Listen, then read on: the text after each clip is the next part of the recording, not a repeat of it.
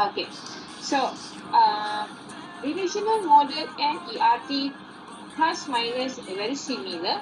Is still using entity, is still using attribute and a relationship. Okay, so ERT or ERM, okay, is a collection of entities, and let's see how we can draw the ERT. Okay, now, so this is the ERT diagram. So ERT diagram has two types. One we call as chain notation, and the second one we call as a throughput notation. Okay, let's see the first notation, chain notation. Okay, so this is the name, chain notation.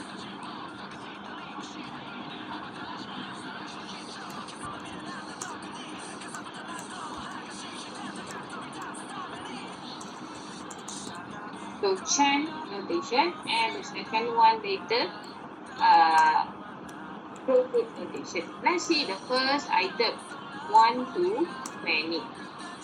So this is the square one here is the entity in the square shape. Okay, so painter is one entity, painting is another entity. So in this diagram we have two entities, painter, painting. So what is the relationship between painter and painting? Okay, let's read this one. A painter can paint many paintings. So one painter is a person, right? A painter can paint many paintings. Each painting is painted by one painter. So the relationship here, this diamond shape here is the relationship. Okay, so how to read this diagram? Okay, when reading the diagram, okay, when you read the ERT, you have to read from both directions. The first direction is from the painter to the painting. So this direction, the first one, means one painter paints many paintings. The first direction. The second direction is you read from painting to painter. So when you read from painting to painter, you have to look the painting as one painting, as one item. One painting painted by one painter. Okay, so here you look at one painting as individual painting. One item, one painting is painted by one painter. This is how you read the diagram. The first is from painter to painting. The second direction is from painting to painter. So later you see what is the value at this side. This side is 1. This side is 1 also. So what is the highest value? 1. So maintain the relationship as 1. This side, the relationship, this one is m many. The relation, this one is 1. Which one is the highest value? You just take the highest value. So the highest value here is m. Therefore, the relationship between painter and painting is 1 to many. Okay? Okay. Let's see the second item. Many to many. So how to read the many to many? An employee can learn many skills. Each skill can be learned by many employees. So we look at the first entity, employee. Look at one employee. when you look at the entity employee, look it as one employee. So employee here, one employee can have many skills. So one employee can have many skills. There? Okay. Then look from another direction, from skill to employee. So skill go back to employee. So in that case, skill look at one skill. So what is the one skill? One skill can be learned by many employees. Make sense? So when you do the PRD, you have to think logic. Is it make sense or not? Okay. Now, what is the value?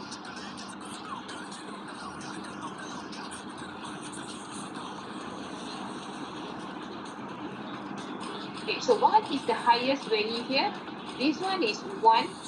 This one is M. So what is the highest value? M. So we take M. Maintain M. What is the highest value at this side? M. And then this one is 1. So what is the highest value? Still M. So we know that the relationship between employee and skill is many to many. We maintain the highest value for each side. Okay, so therefore, here will be many to many. So when you want to write many to many, you can write M to N, or you can write M here, N this side. No problem. It's still the same. Okay, so the next one, 1 to 1. Relationship between employee and store. So one employee manages one store. Each store is managed by one employee. So you read from employee to store, and then you read from store to employee. Look at employee as one person. Look at store as one person. Clear? Take 1 minute to digest this thing.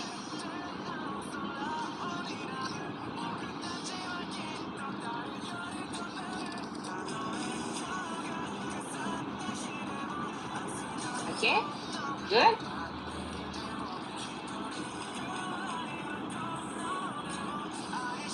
Okay. So before we continue on the basic flow code, I see there are few requests to stop 15 minutes for the break. But my plan here is to continue and finish early. We're going to finish around 5 or late by 5:10. Okay, this lecture is not going to finish 2 hours. We're going to finish early. So my suggestion, let's continue until 5 or maximum until 5:10, and then we end the class. Then you can go for free and straight away go back for those who need. Okay, so most of the time our lecture won't finish, it won't take 2 hours maximum. Usually around 1 hour, just 1 hour to 1.5 hours maximum. Okay, so let's continue and we finish around 5 or 5:10 maximum. Okay, another question is, employee can manage many stores. Why didn't we say the store can be managed? Yes, your diagram, okay, is based on the given case study, based on the given scenario. So you have to read the scenario to draw the diagram. Of course, there is another scenario. One employee can manage many stores. One store can manage by many employees. There is a scenario like that. Okay, but this is the example. Your diagram must based on the given case study, must based on the given scenario. Okay? So this is the example of flow-through notation.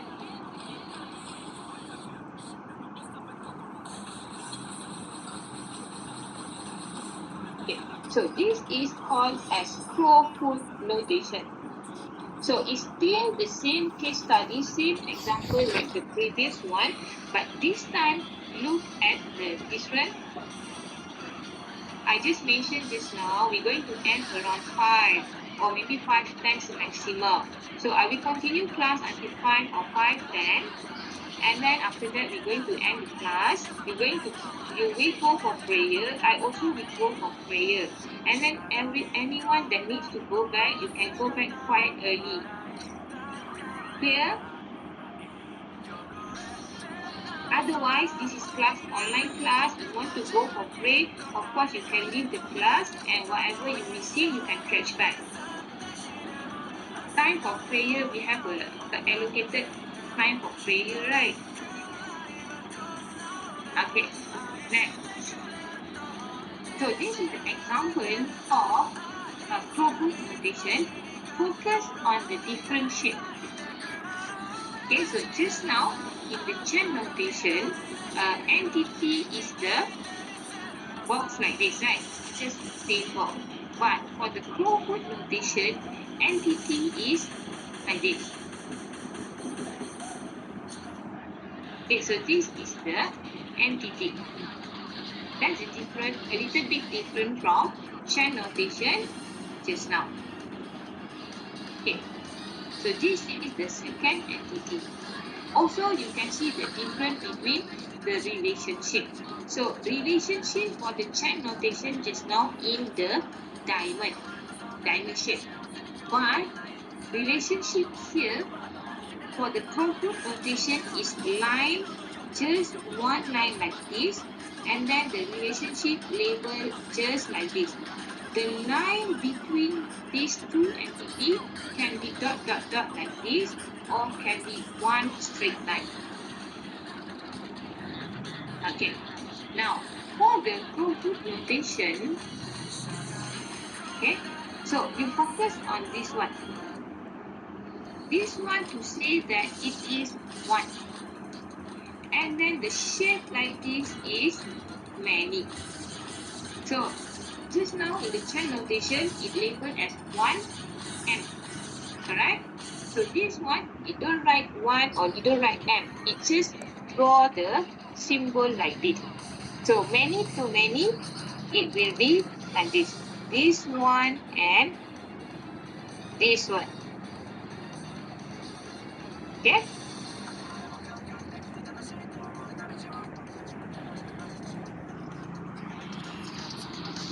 There, this one is 1 to 1. So don't worry, during the lab session and further exercise, we're going to do this practice.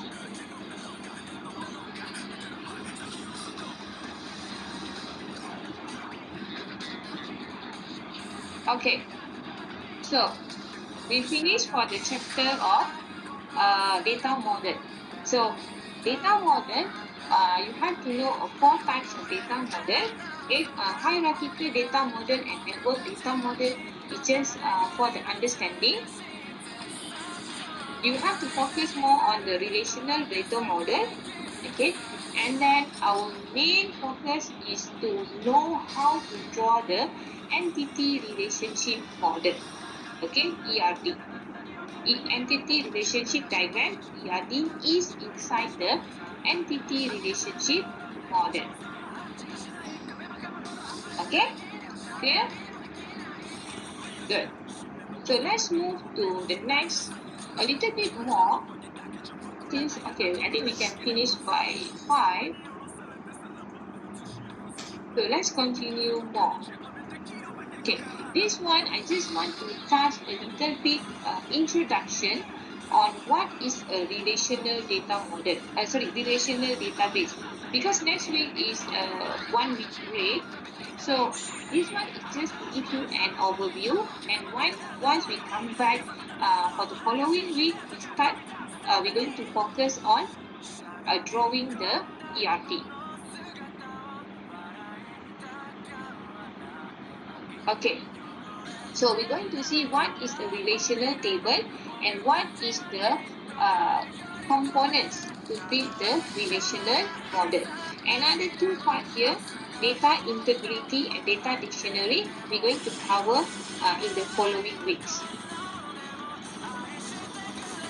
Okay, so few keywords you have to take note for this chapter.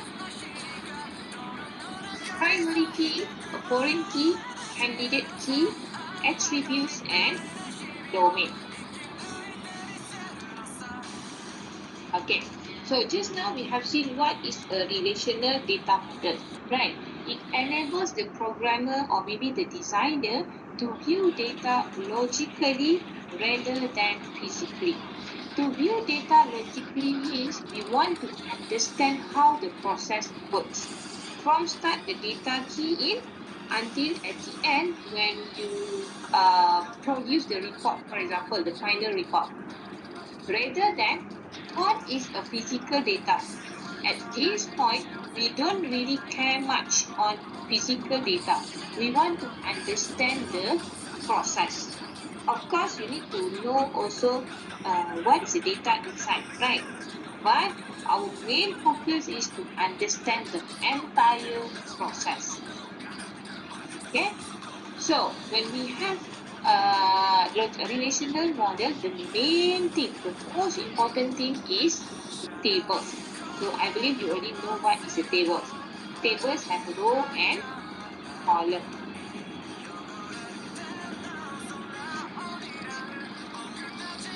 Okay. So, this one all the definition. Okay. Now, let's see what is the characteristic of table. So, when we talk about a relational tables, what is the characteristic of this table? The first one, okay, let's see the first item. A table is a two-dimensional structure composed of rows and columns. So I believe you already know.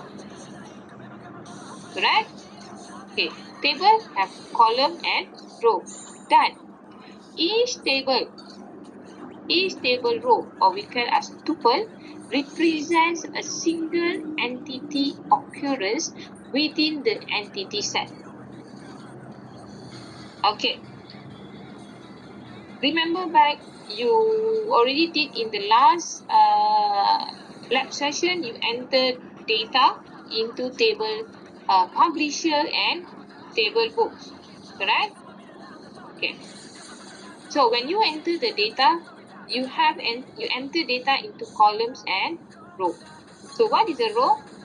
Row is the horizontal one, correct? Okay.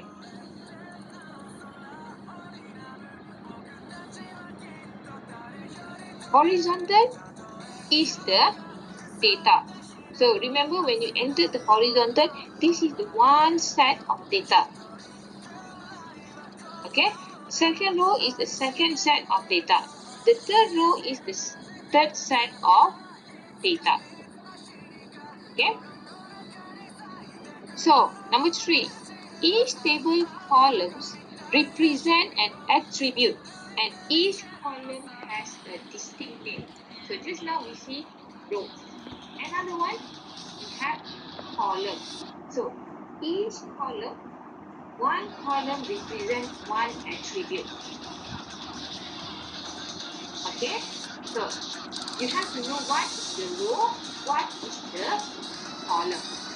Okay, number 4, each row or column intersection represents a single data value. So what is a single data value? So when you have a row, when you have a column, this row and this column intersect, it display one specific value.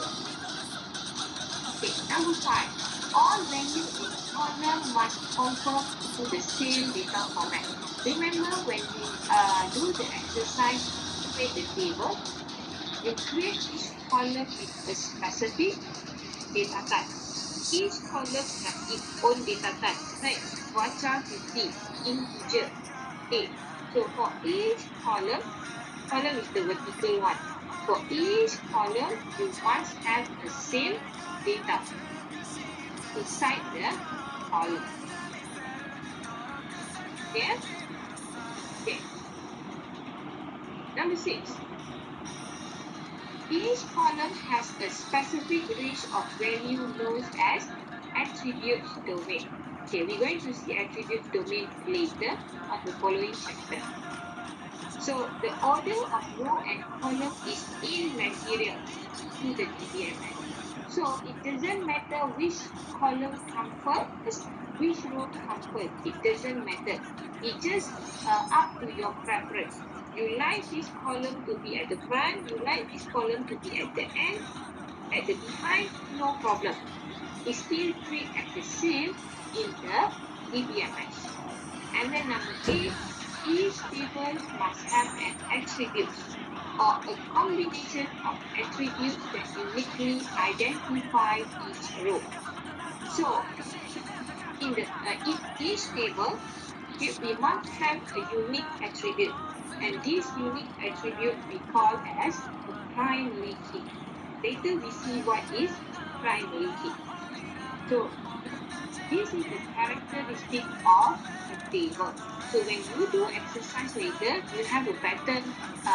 Everything definition here makes sense. I don't want to go very detailed on the definition because this one it will be very boring and time consuming.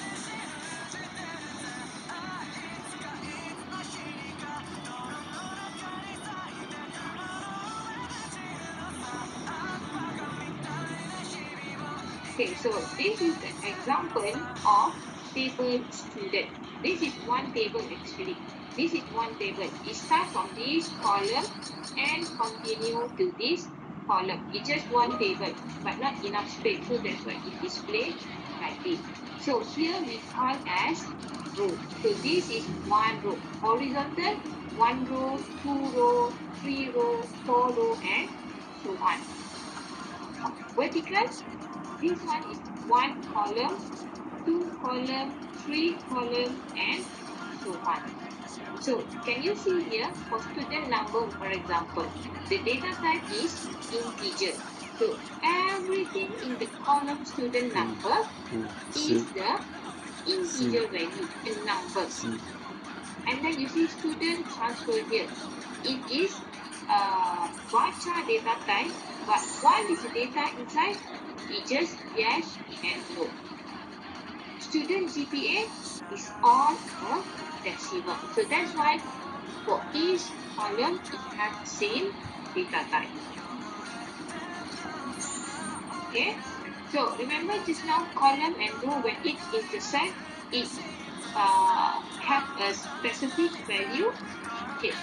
Let's see. For this student number, column number 1, student number, row number 1. So this is the specific value 321,452. If we say for this column, student first name, row number 3, the specific value is Juliet. Juliet belongs to which student number? 324258. Specific column here, specific here, value here, it show a specific value. Specific field show a specific value. Again, column name must be unique. You cannot have the same column name in the same table. Different table, yes, you might have a different table, but column name is the same.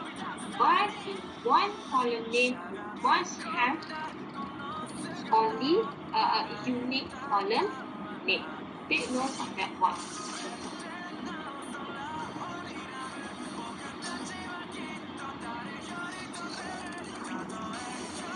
Okay.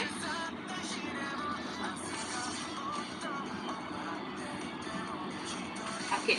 So just a little bit introduction on key. So for the key, we have 3 types of key. The main key here is primary key and foreign key. These are the 2 keys that you're going to use a lot. The third key called as candidate key. Okay, what is a primary key? For each row of data in a specific table, you must have one key or one attribute to make sure that data is unique. So primary key, for example, you can take as your TP number. Your TP number, your student ID is unique. In APU, it is impossible for two students to have the same TP number. So TP number is confirmed the unique value. So TP number is the primary key for table student. Okay, that is a primary key. You must find when you design the table, you must define your primary key. Okay. The second key called as a foreign key. So foreign key is also a primary key. Okay. So TP number is the primary key for table student. TP number can be a foreign key in another table. So foreign key is also a primary key. In its original table, it is a primary key. When it appears in another table, it becomes the foreign key. Okay, remember that way. Okay, so when we talk about primary key and foreign key, we also talk about referential integrity. So we must make sure that when we do a reference foreign key to the primary key, we must make sure that FK contains a value that refers to an existing valid tuple, although in another duration. So in order to FK value for foreign key, FK to appear, it must appear in the primary key itself. Okay, let's take this example. There are two tables, student and course. Okay, so in the table student, TP number is the student ID. So your TP number, your name is in table student.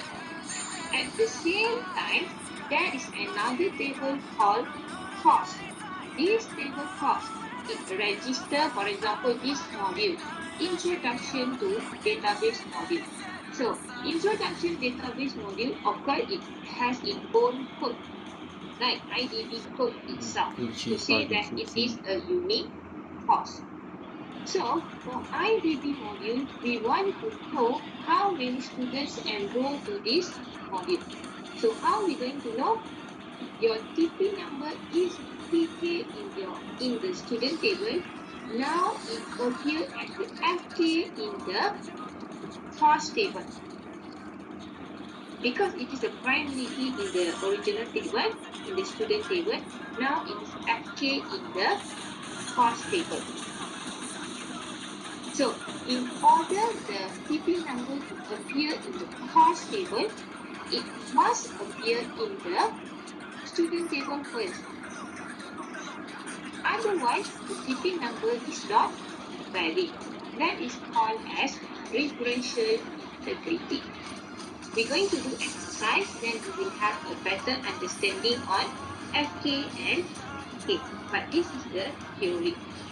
So secondary key, this one not really used, but usually secondary key used for data retrieval purposes. So sometimes when you want to extract data, FK only is not enough, so we can use a secondary key to assist.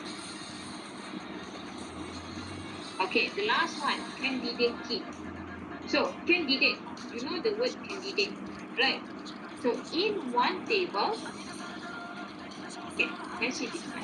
In one table, when you create a table, when you want to find the primary key, you have to identify or you have to see few column to find which is the suitable candidate, suitable primary key. these few columns that you already checked, you already find, called as a candidate key. This column possible to be the primary key. Is it suitable or not? Let's see this example. We have this example, table product. So in this table, we have column product ID, product name, product number, make flags and pH. So based on this table and some data, we see that product ID, is it possible to be primary key? Possible. Product ID can be a unique value. What is the criteria for primary key? It must be unique. So product ID can be unique. Okay, possible to be the primary key. So it can be the candidate key for now. Column name. Column name can be a candidate key or not? So for the product name, is it product name can be unique? Maybe. Possible. Right, because each item has its own name. Okay, it can be the possible candidate key. The third column, product number. Is it the product number unique? Maybe. Possible. So in this case, okay, let's go another two. Make flag. The value from here, we know that flag is 0 and 1. Probably yes or no. So yes or no, we can see here this duplicate value, right? 0 appear many times, 1 appear many times. So this one not suitable. Finish also not suitable because you can see here the value here is duplicate. So now we have three candidate key. Product ID, name and product number. So from this, which one is suitable to be the primary key? Which one is the best? Okay, we know the product ID can be unique. Okay, put aside first. Name. Is it name can be very unique? What about blade? Can we have a many blade? Possible to have the same name, right?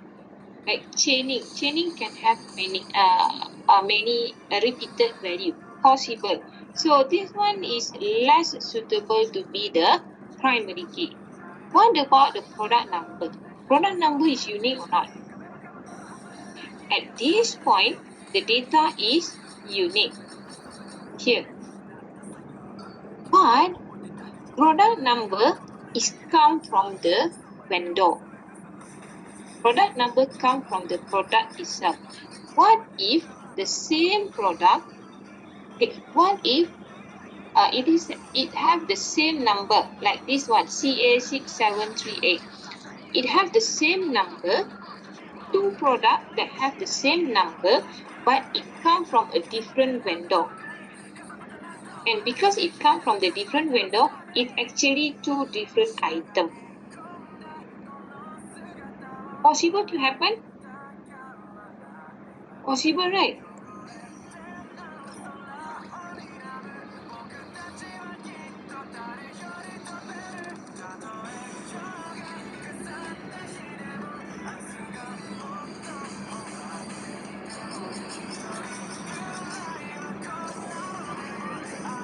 Excuse me, doctor, we cannot hear you. Okay, sorry. It accident. I don't know why it suddenly mute. Okay. Okay. So for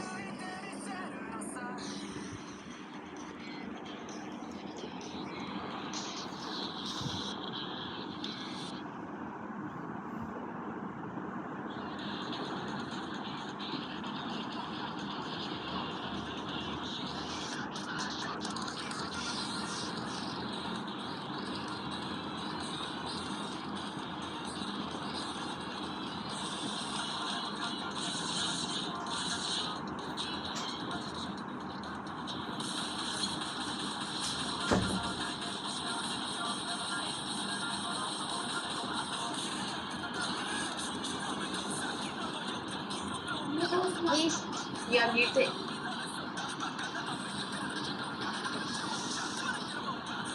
Is it okay now? Yeah, just now it's lag, I know. Is it okay?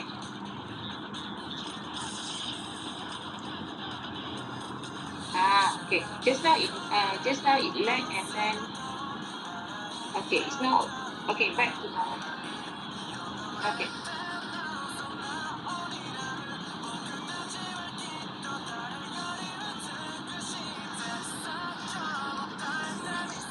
Okay, so take it a little bit. So from here, based on the candidate key, we know that finally the most suitable column to be the primary key is product ID. So product ID is the primary key. So when you want to decide the primary key for each column, you have to take all this into consideration.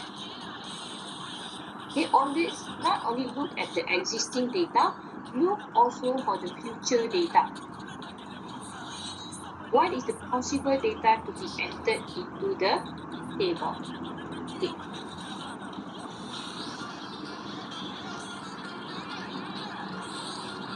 Okay, so we're going to end here. Only the following weeks, when we come back later after the one break, only we're going to see in detail how to process, how to, I would say, define and get the primary key. What is other characteristic of primary key? Because this one, I would say, is better to do together with the lab exercise. So you straight away see the table and the data. Okay, so we're going to end here for today. Thank you for your time. I will share the attendance in a short while. So if you have any questions, you can post in the meeting chat. Otherwise, after you scan the attendance, you can leave the meeting.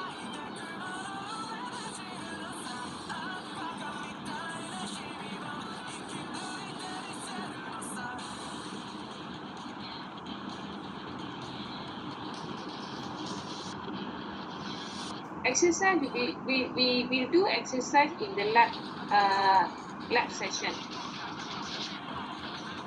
Let me end the recording first.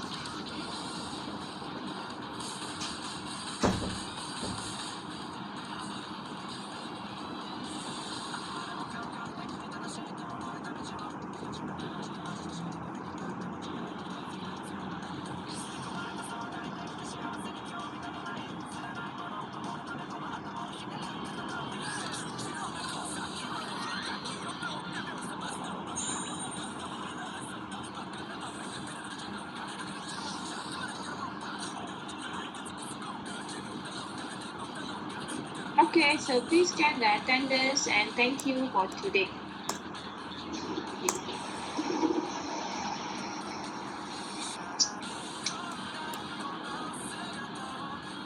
Thank you, Miss. Okay, bye.